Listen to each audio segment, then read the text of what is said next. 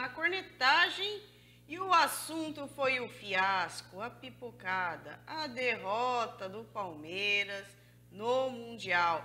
Vai, antipalmeirense, o que você achou do jogo? Começa por você, vai. Corneta, aproveita, vai a forra. Não, tranquilo. Meus sentimentos, né? Você já começou bem falando de pipocada, de isso, aquilo. Eu vejo que existe um graveto no seu coração, uma mágoa com o desempenho da sua equipe no último domingo. Mas é simples, cara. O Tigres foi mais time que o Palmeiras. Ponto. Mereceu a vitória. O resto é desculpa esfarrapada. Só tenho isso a dizer. Parabéns ao Tigres, que de maneira merecedora chegou à final do Mundial contra o Bayern de Munique. Ponto final. Eu vou ter que colocar barulhinho. Foi um jogo que, assim, o Palmeiras entrou como entrou na final da Libertadores, achando que ia dar a mesma coisa, né? E aí viu que o buraco era mais embaixo, né? O Tigre, eu achei também a imprensa brasileira foi muito... errou, né, para abordar o Tigre. Já falavam muito mais, né, da relação que poderia ter a final do Palmeiras com o Bayern e, novamente, né, não falaram tanto do Tigre, não falaram tanto do trabalho de 10 anos do Tuca Ferretti, não falaram que 5 jogadores que jogaram contra o Palmeiras estavam no time que foi vice-campeão da Libertadores em 2015. Claro, um time envelhecido, mas que está trabalhando há tantos anos junto, né, com jogadores de nível de seleção mexicana, jogadores de nível de seleção argentina, paraguaia, o próprio Gignac, que foi o cara que fez o gol, né, da vitória do Tigres, no caso, né? O Tigre é aquele que perdeu para o São Paulo no último título, né, do Tricolor. Mas o Tigres, né, o Gignac, jogou até Copa do Mundo, né, pela seleção da França. Então, é um time com experiência e qualidade que foi pouco abordado, né, aqui no Brasil. Não se falou, por exemplo, do jogo da semifinal, da quarta de final do Mundial, no caso, né? Foi um jogo meio parado lá do Tigres. E não se falou tanto dessa qualidade do time do Tigres. E não se falou, por exemplo, eu ouvi pouco, de que o valor investido no Tigres ali é um pouco acima do que o valor do elenco do São Paulo. É um pouquinho abaixo do valor do Internacional. Então, um time de qualidade de investimento tal qual os times brasileiros. Então, tinha equilíbrio, até também por conta da falta de qualidade, eu não diria técnica, mas assim, que a gente já vê, né, das limitações do Palmeiras e tudo mais. O Palmeiras tem maior investimento que o Tigres, isso é fato. Mas o Palmeiras em nenhum momento esse ano mostrou, em nenhum momento de 2020, né, no caso, nessa temporada, não mostrou capacidade para ser, por exemplo, um time favorito a vencer nesse embate aí com o Tigres. Então, para mim foi um resultado normal. Assim, eu não esperava algo tão diferente disso, porque eu acho que foi um dos poucos jogos, talvez o único jogo de semifinal de um time campeão da Libertadores que jogou recuado, né? Jogou por uma bola, jogou em contra-ataque, e nem isso conseguiu, né? Só foi aqueles lançamentos pro Rony. É o mesmo que a gente viu no Palmeiras todo ano, então não foi nada surpreendente.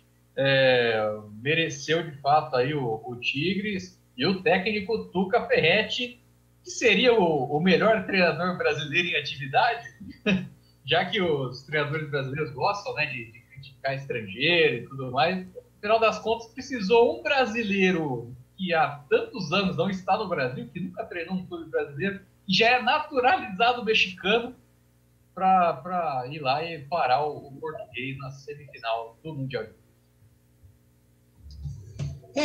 O Palmeiras não faltou bola, partimos disso. Não foi bem. As escolhas do Abel não foram boas, como vocês já falaram, ele acreditou em algumas escolhas que não deram resultado. do jogo. Poderia ter mexido, colocado o William, poderia ter apostado um pouco mais no Felipe Melo também, poderia. Mostra que o Marcos Rocha não foi bem, foi alvo de muitas críticas, um pênalti também infantil. Só que o Tigres dominou o jogo inteiro, dominou 60 minutos do jogo, soube criar espaços na defesa do Palmeiras. O Palmeiras não jogou bem, não rendeu, não conseguia encaixar o roubo de bola para ter a transição. Então, aí, se o Tigres matou o Palmeiras, ganhou o jogo, a vitória foi justa. Para mim, o que vale é o registro que o torcedor palmeirense resignado, triste, claro, mas se a gente chegar aqui agora e falar que em setembro, final de setembro, se esse time chegaria no Mundial, acho que nem a Cristiane acreditaria nisso, né? Então... Eu acho que, além disso, acho que se a final fosse lá em março de 2020, se a gente falasse que a final da Libertadores fosse Santos e Palmeiras, seria também surpreendente. Então, exatamente. O Palmeiras pagou por ter um time qualificado, um time novo, tá? E as escolhas são bem questionáveis para esse jogo. Só que a gente não pode amassar tudo, jogar fora, falar que o trabalho é ruim, é fraco. Claro, a palhaçada tem que ter, a zoeira tem que existir, mas o trabalho dele é muito bom. O Palmeiras vai voltar, vai jogar o terceiro lugar agora, quinta, vai descer, vai ter mais 5 jogos do Brasileiro para jogar e vai jogar uma final para fechar a temporada. Ou seja, o Palmeiras estreia a temporada 2021 no final de 2020. Então, são fatores que, lógico, né? Não é mimimi não, Rafael. Você tem que considerar todos esses fatores. O time vai jogar 12 jogos agora esse mês. 12. Então, o Bayern de Munique também jogou sexta-feira e jogou ontem. Sabe, essas desculpinhas esfarrapadas não me convencem. O que eu quero dizer é o seguinte, só para completar, aproveitando um gancho do Fábio. A imprensa brasileira, uns têm síndrome de vira-lata. Uns falam que o futebol brasileiro não presta e que o futebol argentino é melhor. Aí está provado a Libertadores que o futebol argentino não chegou a lugar nenhum. Quem fez a final foram 2 brasileiros, Palmeiras e Santos. O Boca Juniors, o tão temido Boca Juniors, tomou um chocolate do Santos. Agora, tem a outra parte da imprensa brasileira que para eles só existe futebol europeu e futebol brasileiro. Esquecem que existe futebol no resto do mundo. E o futebol mexicano, o Fábio colocou muito bem.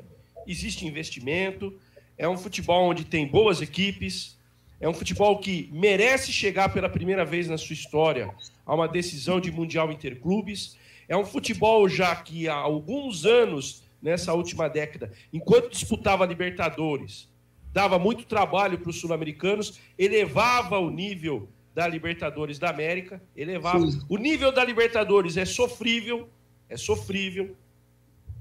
entendeu? O nível da Libertadores, da Taça Libertadores da América é sofrível. Então, não existe só futebol na América do Sul e na Europa. Existe futebol em outras partes do mundo. E a prova está aí, o Tigres na decisão do Campeonato Mundial contra o Bayern de Munique. Basta lembrar, por exemplo, da Libertadores, quando tinha ainda os mexicanos, a gente lembra, por exemplo, o Tijuana, que foi semifinalista, né, no jogo em que o Vitor salvou aquele pênalti com o pé, no título do Atlético Mineiro. Tijuana fez uma excelente temporada naquele ano na Libertadores. O próprio Tigres, como falar, foi? Ele foi quarto finalista, ele parou nas quartas de final. O Tigres na semifinal.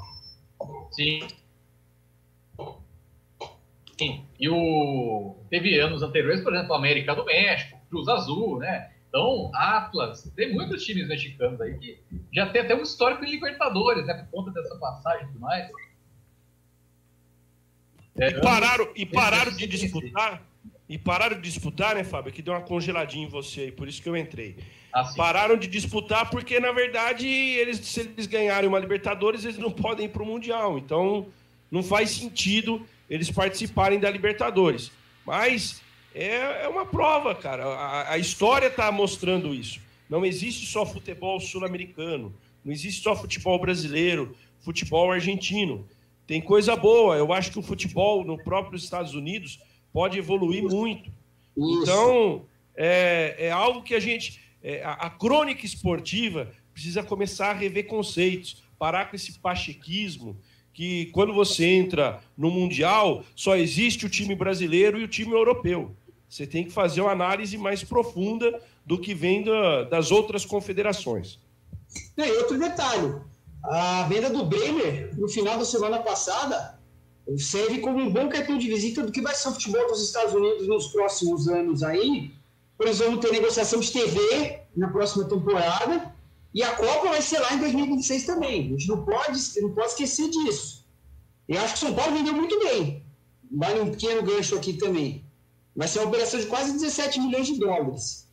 Então, foi uma boa venda e vamos ficar de olho que o mercado americano não vai ser mais terceira opção, não. Estou achando que vai ter muito jogador brasileiro que vai bater lá antes de ir para a Europa. Fiquem de olho.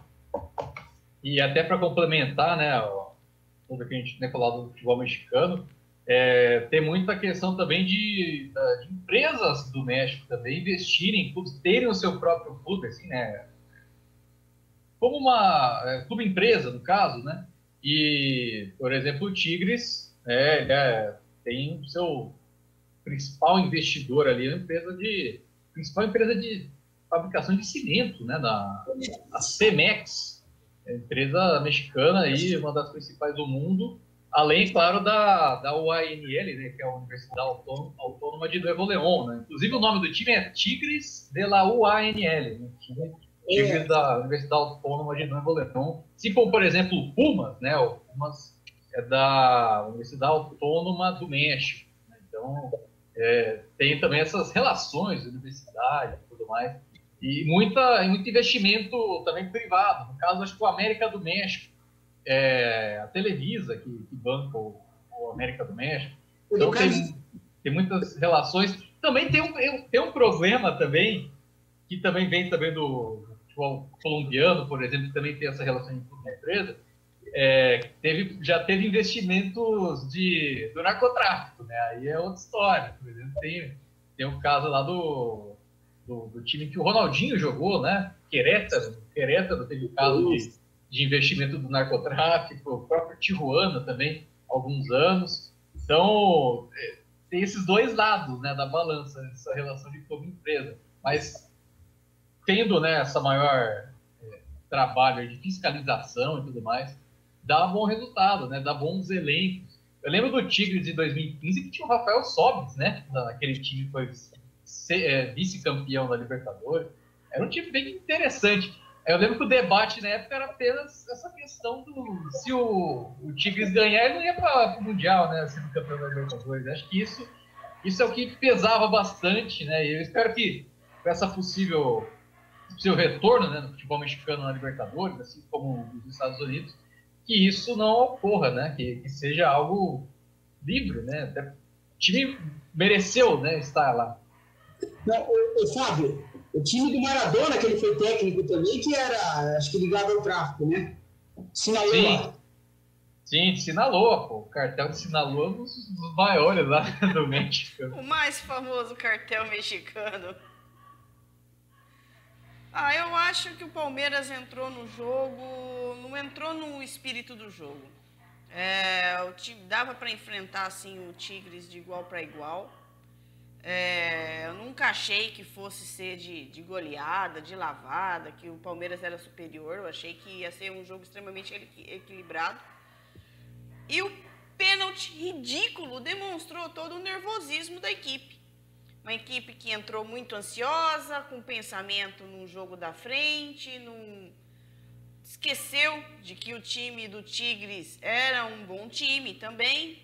A meu ver, tem o mesmo nível do time do Palmeiras, e deu no que deu, um gol de pênalti, com ótimas atuações do Everton, fora da final. Mas se vocês pensarem, o panorama do Palmeiras na temporada foi assim, foi um time que quando abriu a contagem, fez grandes exibições, vídeo jogo contra o River Plate na Argentina, onde o Everton foi decisivo na primeira bola do jogo, ele fez uma defesa espetacular, aí o Palmeiras pavimentou uma vitória magnífica, histórica contra o River Plate, mas é um time também que se abate muito fácil quando fica atrás do placar. Vide o jogo da volta contra o River, vide o jogo do domingo contra o Tigres e em outras ocasiões da temporada. Então é um time que se abala muito emocionalmente de acordo com o placar do jogo. Então isso é algo que o Português vai ter que corrigir, porque numa final agora contra o Grêmio, se porventura o Grêmio sair na frente numa decisão, o Palmeiras vai se apavorar novamente, como ficou apavorado nesses jogos que eu citei. Esse talvez seja o grande desafio do Abel. Que o Palmeiras tem uma grande equipe, isso é inegável, é indiscutível, né? Não se discute isso aqui. Mas eu acho que o grande desafio deste Palmeiras no final dessa temporada não é nem a questão física, é a questão emocional. É como lidar quando está com um placar adverso. Quem é que garante, por exemplo, se o Santos tivesse feito 1-0, é claro que o sino existe no futebol, mas se o Santos tivesse aberto o placar no Maracanã, o Palmeiras talvez teria entrado em parafuso também. Mas, Rafael, você percebe que é um problema do esporte brasileiro em geral, que quando começa atrás no placar é complicado de se encontrar emocionalmente? Não é só no futebol, não. Você pega outros esportes aí, vamos trazer aqui pro âmbito local, né, para Bauru. Os próprios times, o SESI Vôlei Bauru, Bauru Basquete, quando estão atrás no placar é complicado. Não consegue se encontrar, não consegue raciocinar uma jogada, respirar, acalmar o jogo, não consegue fazer essa virada. Então eu acho que é um aspecto do futebol, não só do futebol, mas do esporte em geral, que quando está atrás no placar parece que o psicológico pesa, né? Aquela questão, nossa, eu tô perdendo, não sei o que acontece, desequilibra muito o psicológico, o emocional, e aí o resultado, claro, não vem.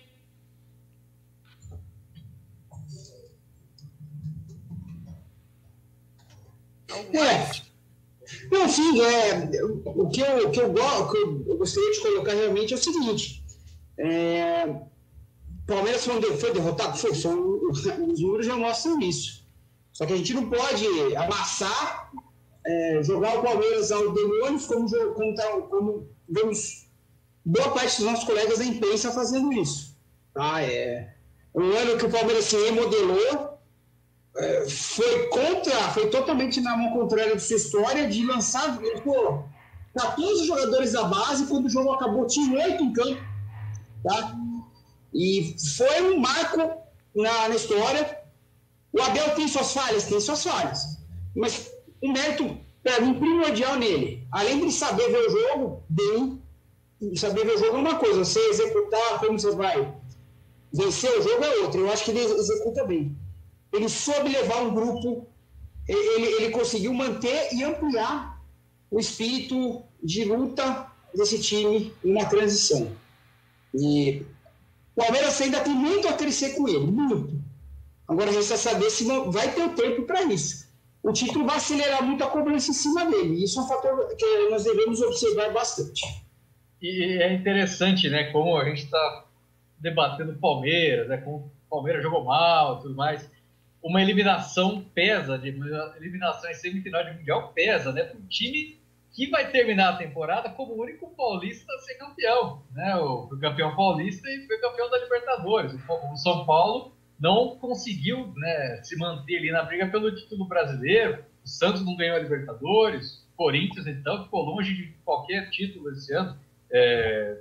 Então, é uma situação bem estranha, né, que a gente está vendo, né, como que numa data diferente, né, do convencional do Mundial, isso atrapalha, né, também, mas a gente tem ainda, por exemplo, a Copa do Brasil pela frente, né, tem essa possibilidade de terminar aí sim a temporada, que a gente parece que está falando que acabou a temporada com o Palmeiras, mas tem uma outra final de Copa do Brasil pela frente, nesse calendário maluco. Então, mas o brasileiro, né, o Fábio ainda também.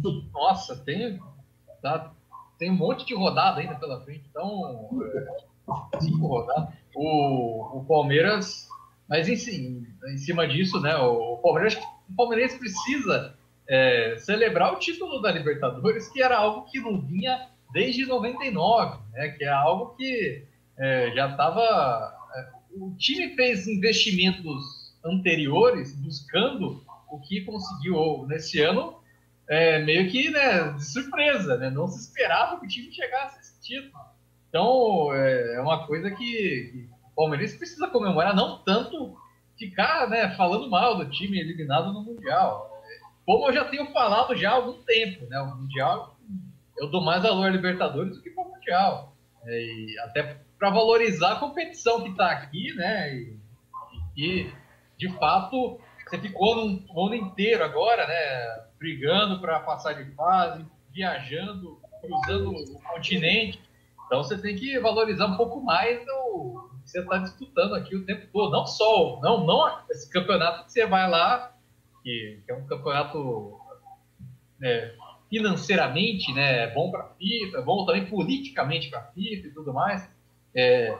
Você vai lá, faz 2 jogos, se ganhar se perder o primeiro já está ferrado. Então tem que valorizar o principal, que é o campeonato principal que o time brasileiro disputa, que é a Libertadores, e em segundo lugar o Campeonato Brasileiro, né? O Mundial é a mesma coisa. Podemos passar ao próximo assunto de derrotas? Vamos lá. Vamos lá, bora lá.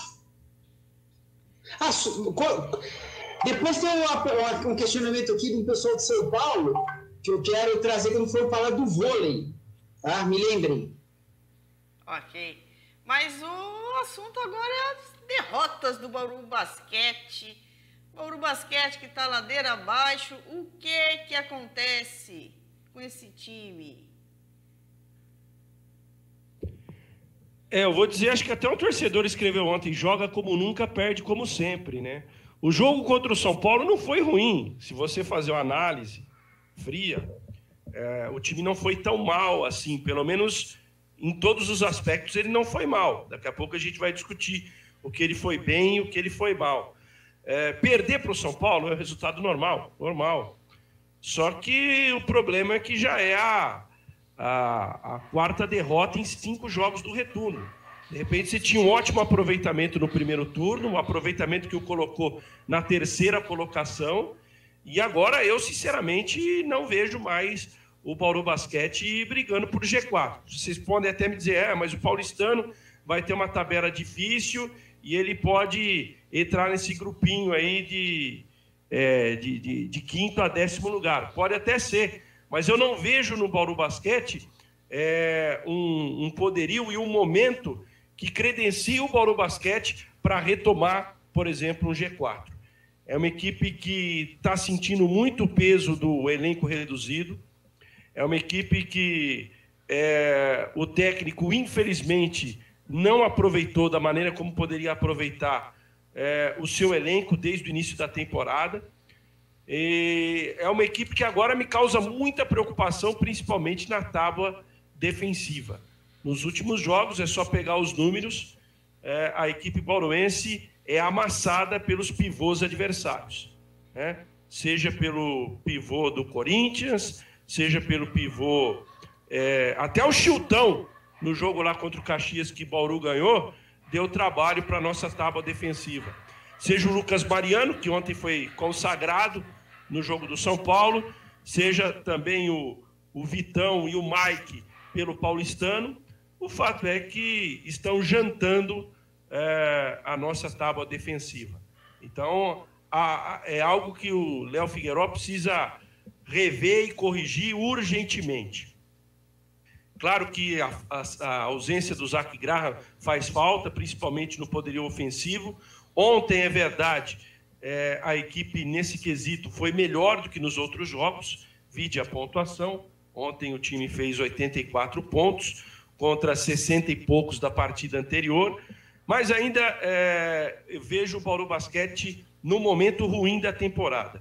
O Gui Deodato muito abaixo, muito mal, e não foi só ontem, já há um bom tempo o Gui Deodato não vem jogando bem. O problema é que não tem ninguém para colocar no lugar, porque o Zac Graham está contundido, e por aí vai. Ontem até alguns jogadores melhoraram um pouco o desempenho, mas outros muito apagados. O Gabriel Jaú, que é um menino de muito talento, ontem nenhum rebote conseguiu pegar na tábua, tanto no ataque como na defesa. Então, é algo extremamente preocupante. Hoje, sinceramente, eu não quero ser pessimista ao extremo, mas não vejo mais o Bauru Basquete no grupo do G4. Vejo, sim, um Bauru Basquete para abrir muito olho do grupo de 5º a 10º no campeonato. Eu acho que vai haver uma disputa muito intensa daqui para frente, e eu acho que o 10º pode ser 5º, como o 5º pode ser o 10º. Então, é bom o Bauru Basquete abrir o olho.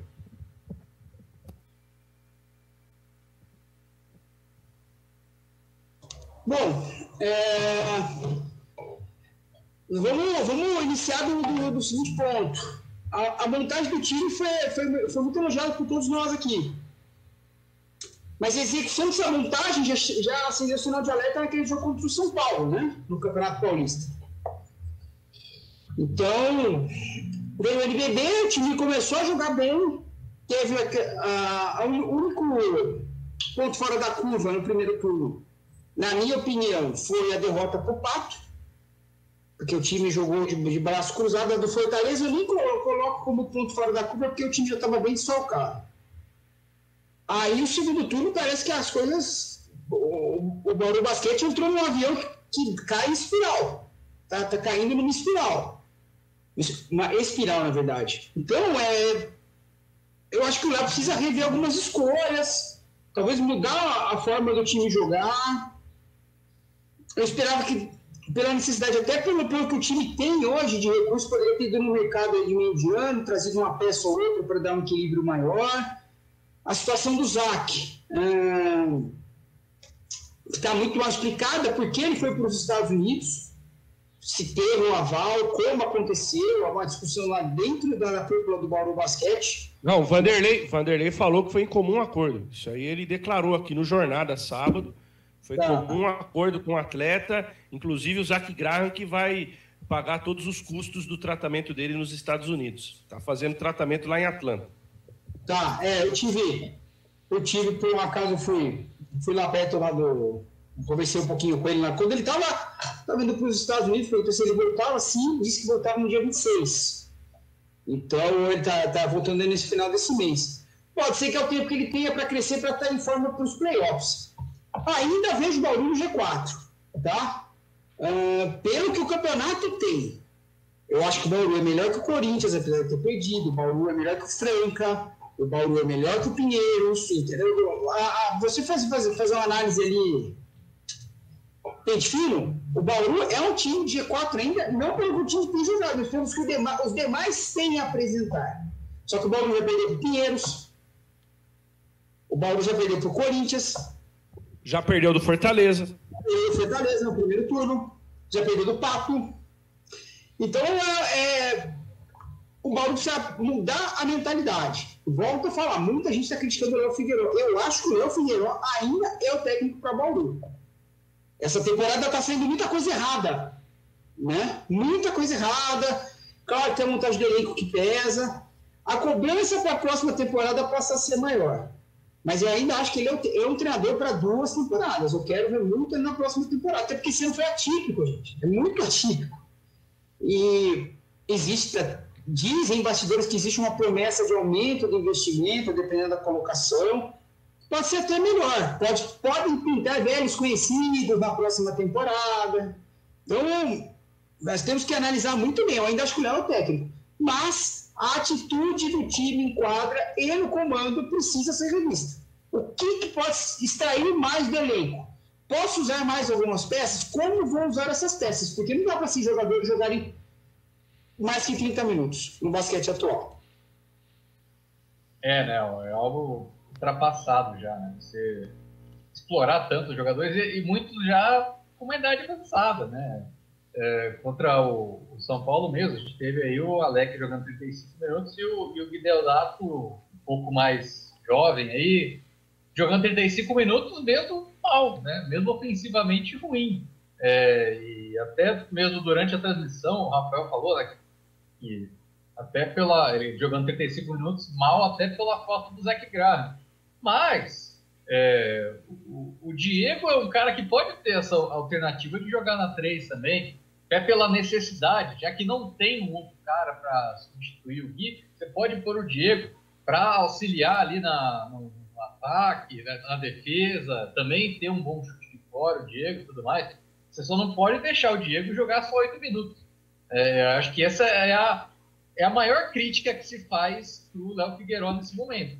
Eu acho, você Fábio, contratar um jogador que tinha lá seus 25, 30 minutos no Brasília para atuar 8, né, em Bauru. Isso eu acho completamente errado. Fala, em cima do que você está falando, eu acho que o conservadorismo do Léo Figueroa, e aí vai de encontro a um pouco que o Salek falou, que talvez ele precise mudar o repertório, mudar um pouquinho a maneira do time jogar, é isso que irrita, porque todo jogo é a mesma coisa. Você não vê uma mudança tática de verdade no time do Bauru Basquete. É a mesma proposta sempre, é sempre apostar naquilo, né, nos jogadores mais rodados, eles vão jogar, vão ficar mais tempo em quadra, e nem, você colocou muito bem, nem o cara que ele fez tanto a questão de trazer, que é o Diego Conceição, e foram lá em Brasília, tiraram o cara do Brasília para vir jogar aqui em Bauru, ele utiliza como uma alternativa de um novo jogo, de uma nova proposta. Isso é muito complicado. E mesmo jogadores que já estavam no elenco, tem algumas formações que eu não vejo tanto o Léo utilizar. Eu até parei para analisar esse jogo contra o São Paulo. Quantas vezes Alexei e Larry jogaram juntos ali para fortalecer a armação, seja com o Alex na ala ou o Gui, geralmente era o Alex na ala. O Alexei e o Larry, eles jogaram, dá para contar assim, 2 vezes durante o jogo, né? No segundo quarto, jogaram 5 minutos, o Bauru venceu por 18-6 nesse período aí. E depois, só no quarto período, no começo do quarto período, jogaram 4 minutos, e aí deu 10-7 para o São Paulo. Mas entre um e outro teve um momento de 14 segundos e outro de 39 segundos, sempre no finalzinho dos períodos. E até pensando nisso, eu até voltei na nossa entrevista que a gente fez com o Léo Figueroa no início da temporada, né? Tudo mais, quando a gente tinha acabado de chegar.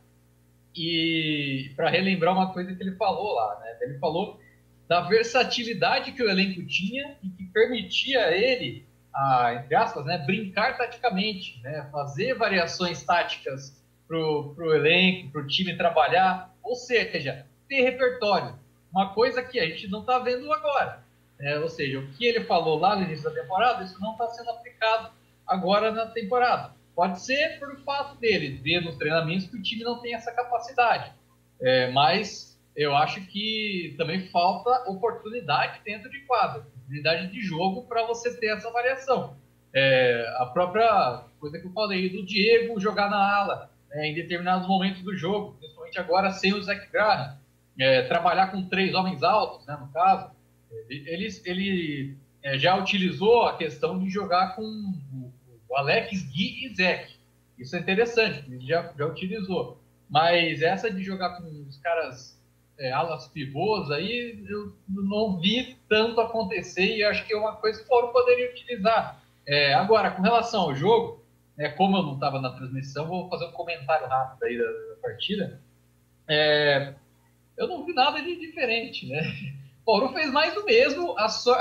O ponto positivo foi que as bolas de 3 caíram. Aquele trio lá de defesa forte, contra-ataque, bola de 3, o time fluiu bem ali, principalmente no primeiro tempo, né? A defesa nem tanto. Tá? Muita gente falou da defesa, que a defesa diminuiu o São Paulo, mas você pega o aproveitamento do arremesso do São Paulo no primeiro, segundo, terceiro e quarto período, estou sempre acima dos 50%. É um time que... e só um quarto que foi menos de 20 pontos, foi 19 pontos. Então, tirou um pouquinho só do volume do São Paulo, que não foi suficiente. Aí jogou a transição com o Alex, principalmente, né, carregando a bola, puxando a pontuação do time no primeiro tempo. E aí as bolas de 3, né? O time fez 15 bolas de 3 no jogo de ontem. Um time que faz 15 bolas de 3, devia ganhar uma partida, né?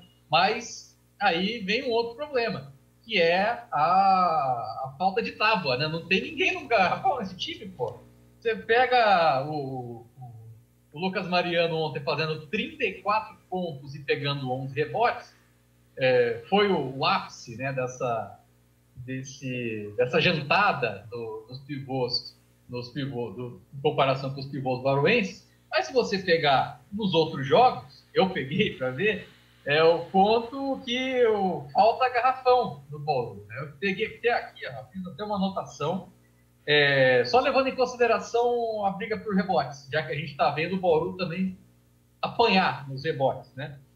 E aí a gente vê nesse último jogo, né, a vitória do São Paulo, Lucão deitando nos rebotes, Jefferson também pegou 13 rebotes, e no final foi 34-20, né, na briga ali por rebotes. No dia 6, né, no dia 6 de fevereiro, contra o Paulistano, o Dória fez 19 pontos e 8 rebotes. Em tese ali seria a terceira opção ali de pivô do Paulistano. Doutrinou, né, contra o Bauru. O Dória realmente acelerou no garrafão do Bauru Basquete? Eita, nós. Aí volta lá no jogo contra o Corinthians. O jogo contra o Corinthians teve aquele jogaço do Miller, teve o jogaço do Fischer e tudo mais. Mas você pega na soma do garrafão, os pivôs do Corinthians pegaram 30 rebotes. Os do Bauru pegaram 12. Ali foi naquele jogo que teve 18-5 em rebotes de ataque do Corinthians. Também fez muita diferença. Aí você volta mais. Contra o Caxias. Caxias só tinha quem? Chiltão e o Antônio. Só tinham 2 pivôs naquele time, praticamente. Né? O Túlio da Silva tá jogando mais de ala e tal. Então só tinha 2 pivôs. E os 2 somaram 17. O Bauru, com 4, pegou 13. Então, não tem sentido nenhum, né? Um jogo que Bauru ganhou e tudo mais, mas o garrafão de Bauru sumiu ali na briga pelos rebotes. O Bauru consegue ainda se recuperar porque tem jogadores de alto nível defensivo que trabalham também em rebotes. O próprio Alexei, Alex, Deodato. Mas o garrafão é sofrível para pegar esses rebotes. Contra o Pinheiros na derrota, Teichmann, duplo-duplo, 10 pontos e 16 rebotes.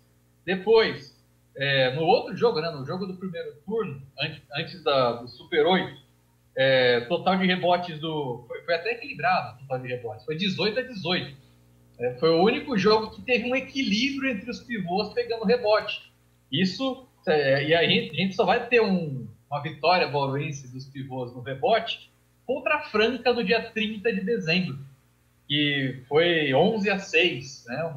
Uma briga de foice no escuro aí entre os pivôs, e o Bauru acabou vencendo. Aí depois, antes ali do Pinheiro, teve Unifacisa, o Bauru perdeu a disputa. Fortaleza, Matias teve duplo-duplo, 15 rebotes e 10 pontos. Antes, Minas, JP Batista, 9 pontos, 13 rebotes. 23-16 nos rebotes dos pivôs. Então, tá sendo um baile, né? O Bauru não está conseguindo, não está tendo resposta aos pivôs adversários. E muito se passa, né? Aí também fazendo um pouco de coro, né? Os torcedores que reclamam muito, do Dikembe, que chegou para ser o pivô dominante e não foi, não tem sido. O Bauru contratou mal, como a gente já falou. Até a gente pensava, né? O Bauru precisava trazer mais um pivô, né? Um pivô de experiência ali para pelo menos ter um pouco mais de estofo, né? Não foram atrás e apostaram tudo no Dikembe. E o Dikembe tem sido um fracasso na temporada. Normal, realidade dele, como a gente já falou em outras edições aqui na cornetagem. Mas o Bauru tem sofrido muito ali com o garrafão. Vez ou outra, né, o Jaú aparece bem, outra o Tairone. Jaú, inclusive, está tendo uma queda. E eu acho que esse é um outro ponto que o Bauru precisa também tomar cuidado. A queda de rendimento dos jogadores. Gui, Jaú, principalmente os dois, né, já que não tem tanto nome na rotação, não tem tantos jogadores tendo espaço também no time, mas são 2 jogadores que estavam em alta e agora caíram.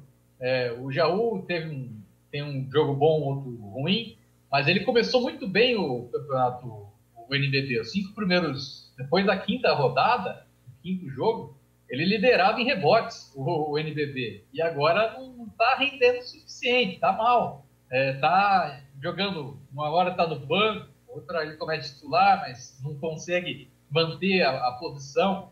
Então o Bauru está com essa queda de rendimento também, e aí tem que botar a culpa também não só no Léo Figueiredo, sim nos jogadores. Porque tem situações de jogo ali que tem uns erros absurdos que o Bauru está cometendo e está custando caro, né? Claro que contra o São Paulo não era obrigação vencer, pela qualidade do São Paulo, mas pelas derrotas que o Bauru tinha sofrido, tinha que ganhar esses jogos grandes aí, tá? Para compensar. Como não aconteceu uma coisa nem outra, o time está aí em queda livre no NBB, já vendo ali o Franca no retrovisor. Deixa eu só fazer um comentário sobre o Jaú, sobre o Dikembe e sobre o Jaú. O Jaú, ele tem um grande problema, ele queima a falta muito rápido. Ele marca muito, ele não sabe usar o físico que tem. Ele queima muito rápido as faltas dele, e daí você vai ver no frigir dos ovos, ele não tem falta para queimar, acaba tomando aqui, a camiseta dele fica pesada no varal e tchau. Acho que não sei com quantos jogos ele estourou pela quinta falta, não tô lembrado agora. E o Dikembe, cara, eu não sei, alguém deve ter dado um DVD muito bom pro Vanderlei. Sei. O Dikembe, se a gente pegar o Dikembe do Paulistano, é um jogador promissor. O problema é que o Dikembe ficou lá no Paulistano, não veio para Bauru. Esse é o problema do Dikembe. Ele veio por uma hype que ele não tem. Sabe o que o Dikembe me lembra, fazendo um paralelo, uma brincadeira, tá? A Unifacisa no campeonato. Fizeram uma hype que ia destruir, que ia ser o time bam.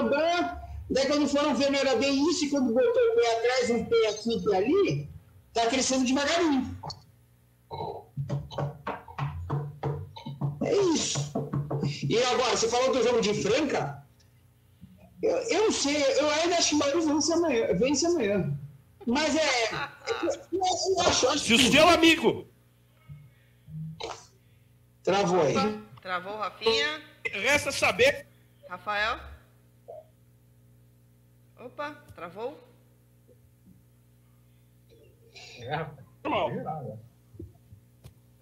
Travou aqui, Rafael. Agora sim, vai. Bom, eu tô me ouvindo? Agora estamos te ouvindo. Então, o detalhe é o seguinte, se o Elinho for inteligente, ele ganha o jogo amanhã. Põe o pivôzão 5 lá na tábua bauruense que ele vai deitar e rolar. É só ser um pouquinho inteligente que ele ganha o jogo do Bauru. Isso aí. Outro jogo lá, lembra ele ensinando o jogador a marcar no tempo? Lembra? Ele ensinando? Ele falando pro jogador como é que faz marcação? Não sei. Peguei aqui a média, né, de faltas do jogo. O jogo tem média de 3,1 faltas por jogo. É a terceira maior do Bauru, já que o Tairone tem 3,30 e o Alex... É a segunda maior no caso, né? Tem 3,30 o Tairone e o Alex tem 3,11. O Jaú tem 3,13. Ele comete muita falta mesmo. E até por conta disso, mais uma vez, o Diego ficou 8 minutos só em quadra, fez uma falta só. Se ele entra só para fazer falta, já tiraria um pouco de peso. Acho que o Tairone terminou com 4, o Jaú terminou com 4 e o Dikembe terminou com 4 faltas. Se você coloca o Diego um pouco mais de tempo ali, só para fazer falta que seja, já reduziria um pouco mais isso. Essa questão das faltas do Jaú pro jogo do São Paulo foi porque ele não conseguiu encontrar o número do Lucas Mariano, né? Deixou ele para marcar o Lucas Mariano, o Lucas Mariano sobrou em cima dele, em cima do Dikembe, né? Em cima do Tairone, de todo mundo, né? O Lucas Mariano sobrou até, né, fazendo inveja de quem via ele aqui no Bauru Basquete, né? Tendo que parar de jogar no meio da temporada para arrumar o peso, né? Já que estava gordo, estava fora de forma, no meio da temporada. Mas essa é uma situação aí que a gente precisa ver, porque, como o Rafael Antônio falou, né? O pessoal em Bauru come bem, né? Quando chega aqui. Mas não é verdade, cara? É impressionante. O Lucas Mariano, quando jogava aqui, rapaz, o homem não conseguia ter movimentação, tava, né, cheinho e tal. Até contrataram uma nutricionista na época para ver se ele ficou fora 2 jogos, lembra? Ele ficou fora 2, 3 jogos para apurar. Então, rapaz, eu vou falar, a picanha aqui é boa, viu? Porque os caras chegam aqui, ficam acima do peso, né? Eu não sei o que acontece lá em São Paulo, lá no São Paulo, ele tá fininho, jogando fino da bola. É um grande jogador, aliás, Lucas Mariano. Quando ele saiu de Bauru, eu lamentei muito a saída dele. Eu não posso ser incoerente, não. Se voltar aí as minhas falas do passado, quando o Bauru Basquete liberou o Lucas Mariano, eu fui contrário. Porque eu sei que é um grande jogador, mas aqui se descuidou. E eu acho que é o mesmo caso do Dikembe. É que o Dikembe teve uma situação a ser acrescentada, que foi a pandemia. E aí estragou bem o Dikembe fisicamente. Eu lembro que na época do Lucas Mariano aqui em Bauru, ele tinha médias semelhantes à do Rafael Hetzheimer na temporada anterior. Então, mesmo fora de forma e tudo mais, ele era um dos principais jogadores daquele time. Eu também eu gostaria de ter visto ele um pouco mais aqui em Bauru, mas passou rápido, né? Ficou uma temporada. Tem uma questão, o Salek pode até falar, mas teve uma vez quando eu fui para Franca, cobrir o Jogo das Estrelas, o pessoal falava mal do Lucas Mariano na época que ele estava lá, né? Que ele era preguiçoso, né? E foi uma coisa que carregou, né? Ao longo da temporada, ao longo da carreira dele, foi carregando, né? O Lucas Mariano, acho que até aqui em Bauru mesmo. E no São Paulo agora, né? Com o Mortari, vale ressaltar isso também, o Mortari, assim como fez com o Jorginho, né? Dando confiança para o Jorginho na temporada passada, nessa tá dando confiança, e o Lucas Mariano também chegou já desde o início da temporada em forma física para jogar bem, né, nesse NBB, Campeonato Paulista e tudo mais. Então acho que teve esse conjunto também. Eu acho que Franca, a cidade, muita gente lá é muito ingrata e cobra demais os jogadores que são formados lá e acho que tem que ter uma devoção eterna ao clube, quando não é assim. Quando há escolhas do lado do clube, há escolhas do lado do profissional que os caras precisam seguir. E essa cobrança acontece de forma exagerada e cruel, eu diria. Cruel. É cruel uma cobrança como a maioria da cidade de Franca faz isso do jogador que é formado lá e tem sucesso por conta do basquete. Eu não acho correta, mas assim, eu sou uma voz no meio de milhares aí. Tá falando o coração francano aí agora, Miguel? Não, coração não. O atleta também tem escolha de carreira. E o torcedor é passional, mas eu não posso pedir que o torcedor seja racional. Eu tenho que ser. Não adianta eu botar meu coração para falar do Franca. O Franca é o meu clube do coração, mas eu não posso falar que o Franca é o maior do mundo e o restante é um lixo. Né? Não posso fechar os olhos para a realidade. Isso é uma coisa que eu vejo em Franca e não é de hoje. Né? A cidade é muito ingrata com algumas pessoas lá. E isso afasta alguns jogadores de voltarem para lá. O próprio Lucas Mariano diz a lenda que não quer voltar a jogar em Franca. Algo a acrescentar ou podemos passar ao próximo assunto? Quem cala consente. Vamos falar de mais derrotas. Segue a sina de derrotas, né? Esse na cornetagem cheio de derrotas. Tá parecendo retrospectiva 2020. Parecendo retrospectiva 2020. Então, vamos falar da participação do SESI Vôlei Bauru na Copa Brasil de Vôlei.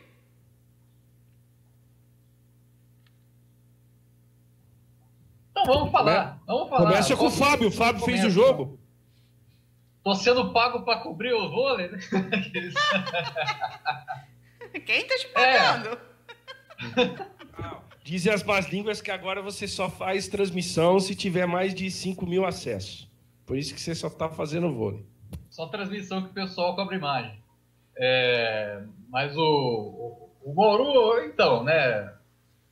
Era o jogo que o SESI Vôlei Bauru tinha aí para... Era o grande teste para o time subir de nível, né, na cadeia alimentar aí do voleibol feminino nacional. E não aconteceu.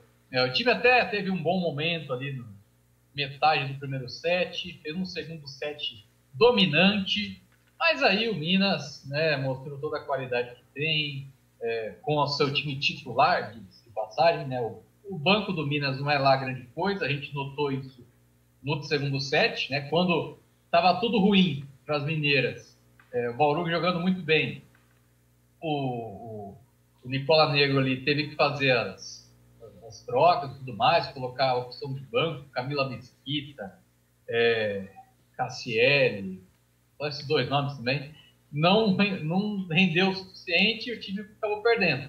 Mas quando as titulares jogam, aí não tem jeito, né? Sobraram, um time com muita qualidade e terminou também com o título, né, da Copa Brasil no jogo no sábado, também mostrando essa qualidade do elenco, do time, né, titular do Minas, é o melhor do Brasil. Tem a Macris, que é a melhor levantadora, tem a melhor central e talvez a melhor jogadora na atualidade, que é a Thaísa. A central está jogando muito bem nessa temporada, já não é de hoje, né? Temporada passada também ela seria provavelmente a MVP da temporada, se não tivesse, né, encerrado anteriormente. A Megan Rod e a Daniele Coutinho dão boa qualidade também no time, na entrada e saída de rede. A Frida Roy tinha uma ponteira assim, não é aquela ponteira dos sonhos, muita gente não pensaria nela, assim, tudo mais, mas dá um passe de qualidade, assim como a Leia, né, que é uma jogadora competente, e aí a bola chega na mão da Macris distribui muito bem. E você tendo também veteranas que há tanto tempo jogam juntas, faz muita diferença. As jogadas da Carol Gattas com a Macris, na China rápida, bola no meio de rede ali, não tem quem pare, porque é uma jogada automática, né? A bola já sai da mão do passe, chega na Macris, a outra já sabe para onde vai a bola e já vai atacar, né? Então, essa leitura de jogo da Macris, esse tempo que as jogadoras atuam, né, no time do Minas, faz toda a diferença para o Minas se manter em alto nível.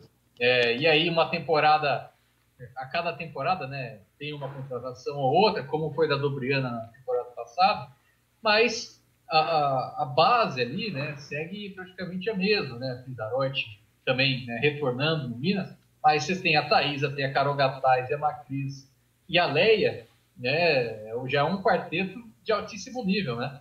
Vamos ver até que ano, né, essas jogadoras vão conseguir manter a qualidade. Por exemplo, a Carol Gattas já tem 40, né? Mas enquanto elas estiverem jogando nesse nível, o Minas vai ser, na minha opinião, o melhor time da Superliga, por toda essa qualidade, esse tempo que as jogadoras estão juntas. E o time bauruense, acho que agora vale, né, o time pensar nos próximos confrontos aí contra a Praia, contra o Osasco, o próprio Minas aí, que vai ser o próximo jogo da Superliga, no dia 16, o time pensar já, né, fazer testes para essa decisão, já pensando nos playoffs. Eu acho que o Flamengo não vai conseguir terminar na quarta posição, acho que o Bauru vai terminar em quarto, e eu acho que aí isso já vai dar um pouco mais de condição para o time pensar um pouco mais para frente. Mas conseguindo, fazendo uma graça, né, nesses jogos contra a Praia, contra Minas, e vencendo Osasco, eu acho que aí o time tem condição de, pelo menos, dar uma crescida no campeonato. Mas ainda assim, não dá para falar que o time vai brigar pelo título, como muita gente já se precipitou falar, né? Desde que chegou a Dobriana, já estavam falando que o time ia brigar por título, né? Agora entreguem as taças. Não é assim, gente. Não é de uma hora para outra que as coisas acontecem. O time estava mal em dezembro, né? Só com uma jogadora não vai mudar as coisas. O time melhorou. O time fez um excelente janeiro. Vamos ver como é que vai ser a sequência aí. Já diria, né? Fazendo o nosso momento Luiz Carlos Martins, é muita calma nessa hora. O César Voleibol tem ainda condição de desenvolvimento, né? Cresceu em janeiro bem diga, contra times da parte de baixo da classificação, e o Flamengo que tem altos e baixos. Então, agora, o outro objetivo do Bauru na fase classificatória da Superliga é conseguir desbancar o Osasco, conseguir, quem sabe, né, acabar com a cena contra o Praia Clube, conquistar um ponto ou outro, né, nesses desafios diretos, para também pensar aí no final nos playoffs. Eu acho que tem que ter esses próximos jogos têm que ser pensados assim, a longa distância, né, chegada até os playoffs. Porque, assim, segundo turno aí pro César Voleibol é isso. O time crescer. O time começou bem. Começou crescendo bem nesse início de retorno. E aí a sequência, né, vai ser importante para a equipe pensando já no playoffs. Bom, eu acompanhei pouco o jogo do SESI contra o Minas, mas vi a final da Copa Brasil. Só queria fazer um adendo, eu acho que o Fábio já colocou muito bem, sintetizou a semana da equipe bauruense. A gente corneta tanto os nossos treinadores aqui, né? Seja no basquete, no vôlei, quantas vezes o Anderson Rodrigues foi cornetado, o próprio Rubinho. Falar para você, hein? O tal de Paulo Coco também tá de brincadeira. Foi um jogão a final entre Minas e Praia. Quem assistiu valeu a pena. Apesar do desafio, que vira uma chatice no jogo, uma partida com mais de 3 horas de duração, uma só de paralisação para ver desafio, mas você está no terceiro set, a sua equipe bem, você com chance de virar o panorama do jogo, aí ele tira a melhor jogadora que está naquele momento do set, na hora decisiva, que foi a holandesa. Tá de brincadeira o Paulo Coco, hein? Tem gente que fala que ele é um super técnico. Pelo amor de Deus, o que ele fez com o time do Praia sábado foi um crime contra o time do Praia Clube. Ainda assim, jogou no palco Minas, foi detalhe 3-2 no quinto set. Mas ele poderia ter revertido a situação do jogo se não tivesse feito uma bobagem no terceiro set.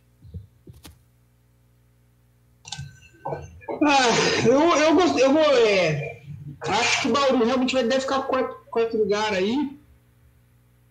E estou muito de olho no Osasco, mas isso aqui é da técnica e física do time de Osasco, acho que vai prejudicar bastante nessa reta final.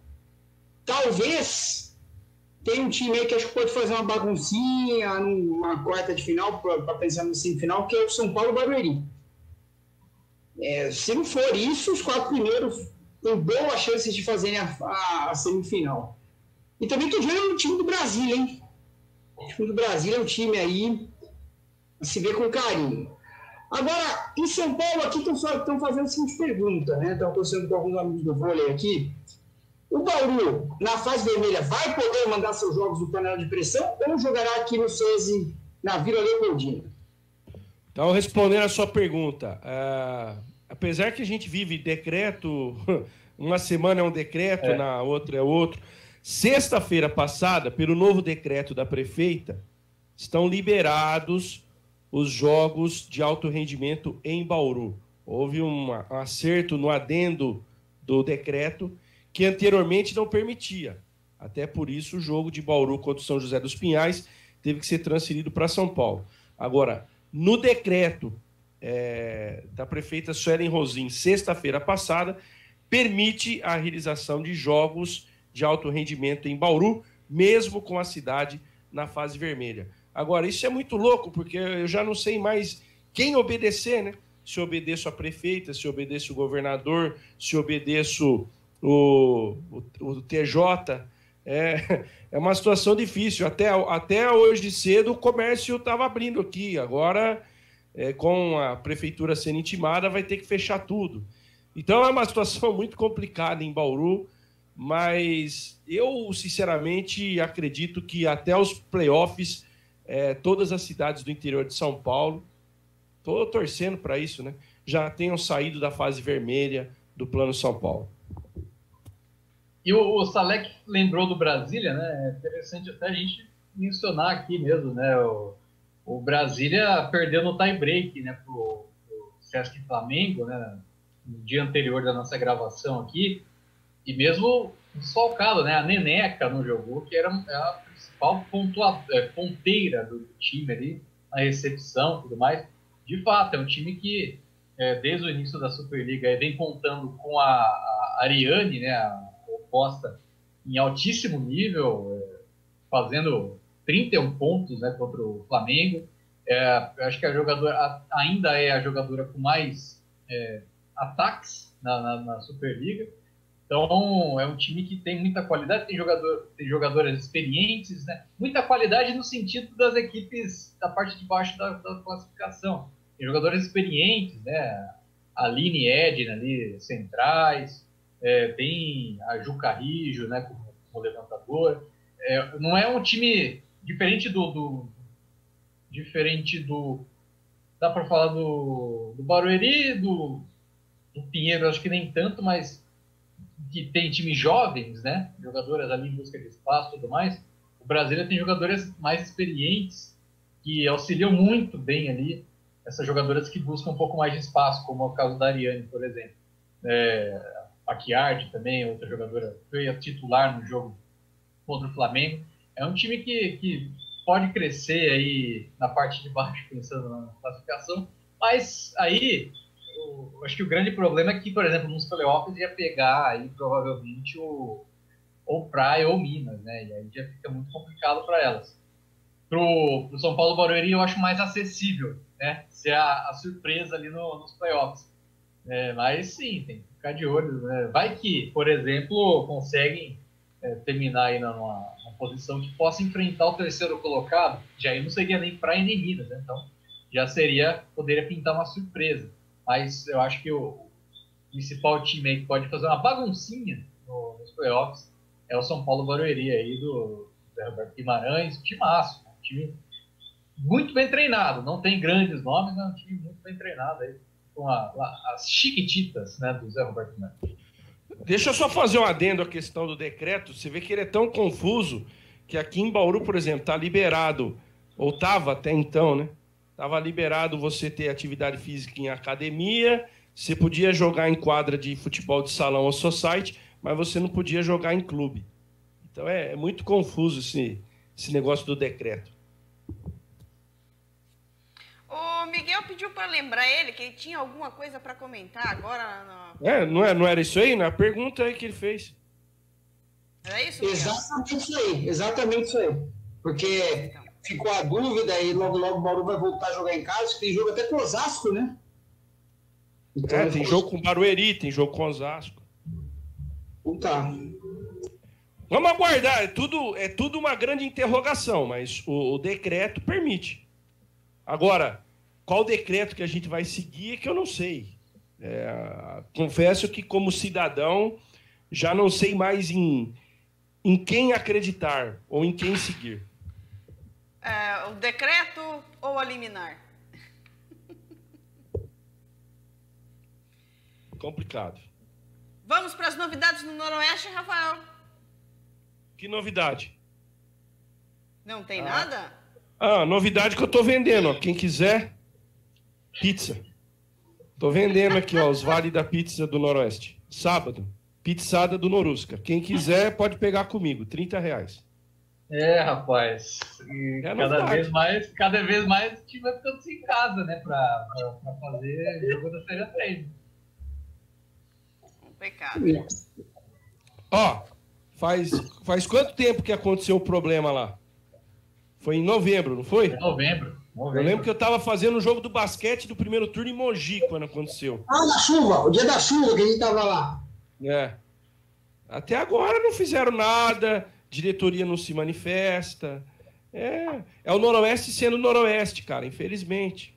Eu não vou ser repetitivo, falar o que eu já falei 1 milhão de vezes, né? Que enquanto o Noroeste tiver presidentes e diretores que estão preocupados só com as suas outras atividades profissionais e não com o clube, se dedicam ao clube só na época de campeonato, porque aí tem holofote, a gente não vai sair disso, infelizmente, né? E o pessoal do marketing está tendo muito boa vontade. Eu tô até de verdade, cara, tô ajudando os caras aqui, ó. Tô vendendo. Quem quiser comprar, R$30 a pizza. Tô ajudando o pessoal do marketing, porque eu sei que não tá fácil. Não tá fácil arrumar arrecadação pro clube. Então, vou fazendo um corre essa semana aí nos conhecidos, nos noroestinos, para ver se o pessoal compra pizza para ter o clube ter um pouquinho de receita. Algo a acrescentar sobre o Brasileirão, então? Não, só ainda Noroeste. Eu tô preocupado, além dessa questão do estádio, eu estou preocupado com a montagem. Porque também não está chegando jogador nenhum aí. O Luiz já pediu encarecidamente. Eu preciso de 5, 6 jogadores. De repente, se não chegar, o homem vai ficar de saco cheio. E eu conheço o Luiz Carlos. Ele é um cara muito bom, muito correto, um cara de palavra. Só que se não cumprir a palavra com ele, ele vai chutar o balde, cara. Ele vai simplesmente pegar as coisas dele e falar: até logo, fiquem com a várzea aí. Então, eu tô esperando mais um pouco, mas eu já tô preocupado. Tô preocupado porque falta menos de um mês, o Luiz não consegue dar um coletivo, porque não tem 22 jogadores, sabe? Não chegam contratações, acabou a Série D do Campeonato Brasileiro, esses dirigentes que não aparecem para falar sobre a cobertura também não vão com o Luiz lá em Mirassol conversar com o Mirassol, se pode trazer um outro jogador. Então, cara, tá todo mundo contratando. O Marília, até o Gustavo Nescau, que ia lá pro Emirados Árabes, está voltando pro Marília, porque não acertou. Comercial contratou, Linense contratou, Votuporanguense contratou, São José contratou, todo mundo, até o Olímpia, que estava morto, anunciou técnico e contratou jogador. E a gente tá nessa marisia aí. Eu tô com as minhas esperanças cada vez mais abaixo, né, com relação ao Noroeste para a Série A3. Não tô com a mesma empolgação que estava na temporada passada, no início, né, da Série A3 passada. Talvez até pelo fato de não acompanhar, né, o dia a dia do clube e tudo mais, mas também por essa pouca... esse time que tá incompleto, tá nem conseguindo fazer treino, né? Então não tem como você ter alguma esperança, né? Eu vejo o time, por exemplo, sem um atacante. O time não tem atacante para jogar. Quem é que vai jogar? O Leleco? O Leleco já não jogou bem na temporada passada. É jogador para segundo tempo. Não vai ser o cara pro time. O time tá faltando, tá com muitas peças aí faltando. E tal qual o seu estádio, né? Tá esperando o quê para terminar o time? E não é que faltam peças suplementares. Falta jogador para ser importante no time. E eu não estou vendo jogador para ser importante nesse time aí.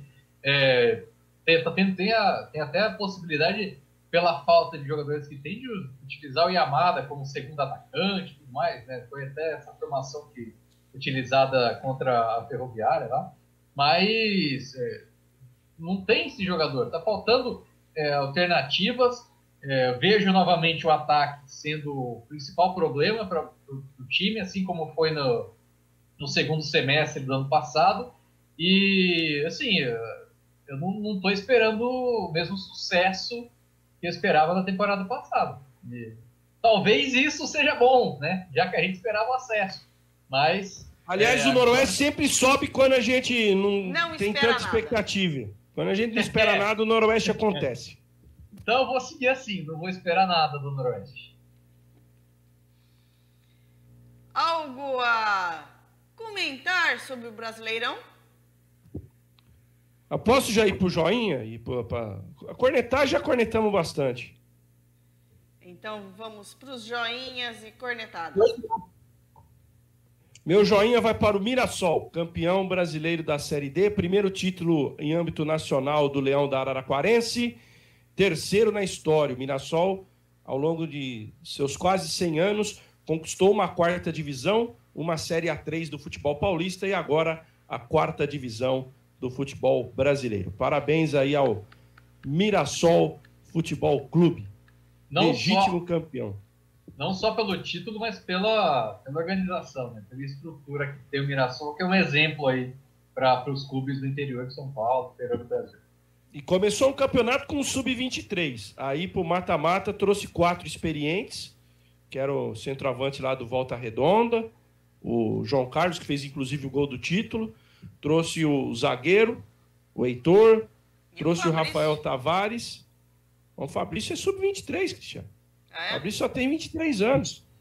O João Carlos era o destaque do Volta Redonda no começo da C, foi para B, acabou a B, foi para D. Ou nem acabou a B, já foi para D. Então, o Mirassol, a primeira fase da Série D, o Mirassol jogou com o time sub-23. A maioria ali da base dele. Claro, aí é o olho do dirigente. O Juninho viu o Fabrício jogar pelo Noroeste contra o Rio Preto. Já falou, eu tenho que trazer esse jogador para cá. Aliás, outro dia o Luiz Carlos me deu uma entrevista, falou que não é só... Ele queria levar o Blade também. É que não teve oportunidade de levar o Blade. Mas o Juninho chegou pro Luiz Carlos no jogo lá em Rio Preto ainda. O Luiz Carlos contou esses dias a história lá no programa da rádio. Chegou pro Luiz Carlos, eu gostei do número tal, ele falou que era o Fabrício, ele tinha gostado do Blade, tinha mais um agora que me fugiu, acho que era o Yamada, eu não lembro. Ele falou de 3 jogadores e ele conseguiu levar o Fabrício. Agora, o que é isso? É organização, é olho clínico, o cara vai assistir jogo da terceira, da segunda divisão, com o time dele estando na primeira, ele fala, porra, de repente tem um moleque bom em determinado time, levanta a ficha do cara, quantos anos, qual é o histórico. E aí, meu amigo, quem trabalha, chega ao sucesso. Não é à toa que o Mirassol está chegando nesse sucesso que chegou. Bom, quanto a Brasileirão, vamos lá. Nessa rodada aí de meio de semana, que começou no domingo com o Flamengo e Bragantino, a gente vai saber se o Inter vai voltar uma diferença confortável de pontos, tá? É um jogo difícil contra o Sport, porque o Sport está brigando pelo rebaixamento. Mas o Flamengo vacilou, hein? O Flamengo teve tudo na mão ali, vacilou. O São Paulo está em busca de um treinador. Falam que o Hernan Crespo está muito perto, mas por um salário de quase R$1 milhão, eu acho um absurdo, tá? Para um técnico que pouco ofereceu ainda. Aí muitos podem falar, o Abel Ferreira também, realmente. Nesse aspecto, concordo. Né? É o São Paulo sendo São Paulo. Isso. Mudou o presidente, não mudou nada. Exatamente. E aí a gente vai no Grêmio, o Botafogo, terceiro rebaixamento. O que chama a atenção no Botafogo não foi a queda, e sim a carta do Carlos Augusto Montenegro, no e-mail onde ele expõe tudo e todos. E coloca-se, faz seu meia-culpa também, não sei se na intensidade correta, mas faz seu meia-culpa e fala a verdade sobre o Botafogo. Se não fosse aquela geração do Túlio, o hiato de título seria ainda maior. E ele coloca o Botafogo num patamar realista no atual momento. E agora, Peraí. Se não fosse o Márcio Rezende de Freitas. Tá bom. Quem deu aquele título pro Botafogo chama-se Márcio Rezende de Freitas. E agora tem a maldição do Márcio Rezende, né? Praga de Santista. Que o Botafogo paga caro por aquele título, né? Em 95. Então tá bom. Título discutível. Tá bom. E agora a gente vai... O Grêmio ganhou, tá brigando aí para ir pro G4. Vamos ver quais vão ser os próximos passos aí do Campeonato Brasileiro, se vai ser G7 ou G8 para Libertadores. Até o Bragantino mesmo ganha muita força para buscar uma vaga na Libertadores aí. Então, vamos ficar de olho aí. E vale lembrar o seguinte, o meu joinha vai para a Ferroviária, que mais uma vez monta um time muito bom para a Série A1, trouxe o Pintado. Gostei da contratação dele, o Ferroviária está se reforçando muito bem. Vamos ver se esse ano sai o acesso da B para C, né? Porque com tanto time paulista que subiu aí, como subiram 2, a Ferroviária conquistou uma vaga e a Inter de Limeira também vai disputar a Série D do Campeonato Brasileiro depois de muitos anos. E a minha cornetagem vai para... Acho que eu vou deixar... Já falamos, cornetamos demais, vai. Tem joinha? Deixa acumula a cornetagem. Ferroviária. Meu joinha vai para a Ferroviária pela montagem do time que ela está fazendo para jogar a Série A1. Joinha cornetada, Fábio? Vou também deixar passar a cornetagem, né? Já que eu cornetei demais já, por exemplo, o Bauru Basquete, né? Mas então fica, né? Aquela Bauru Basquete como cornetado. Fábio, ainda estão reclamando que você e o Lucas pegam leve no pé do Bauru Basquete, não cornetam o Bauru Basquete? Ainda estão reclamando? Na verdade, eu parei de ver essas mensagens, mas enfim, teve isso. Mas o joinha vai aí pro Tom Brady, que foi campeão do Super Bowl aos 43 anos, né? Aqui no Brasil, conhecido como o marido da Gisele Bündchen. Exatamente. O Giselo. Popular Giselo. O senhor Bündchen. Tom Brady conquistando, foi o 7º título de Super Bowl, que inclusive já ultrapassa o Michael Jordan, né, em termos de títulos. O Michael Jordan ganhou 6 títulos da NBA. Esse duelo aí entre os melhores da história de cada time, de cada esporte e tudo mais. Tom Brady sendo histórico. Eu acho que ele entra num patamar assim, de melhores da história do esporte como um todo, pela longevidade da carreira dele.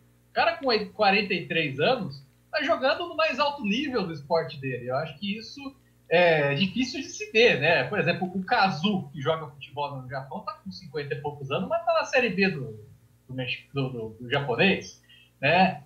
Agora está jogando primeira divisão, mas ele é reserva. Mas o Tom Brady, aos 43 anos, ele é estrela, né? Foi MVP aí do Super Bowl, né? Melhor jogador do Super Bowl e tudo mais. Então, merece todos a salva de palmas aí pro Tom Brady e pro Tampa Bay Buccaneers, né?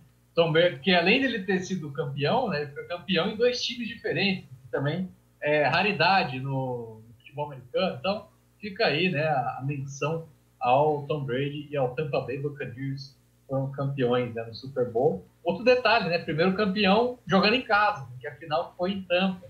Então, foi bem legal. Dominante em cima do Kansas City Chiefs, que é um dos melhores times aí da NFL. Para mim, era o melhor time, né, até o jogo do Super Bowl. Mas, enfim, foi um baita de uma vitória. Esquema Tampa Bay, esquema Glazer, que garantiu o Super Bowl em Tampa.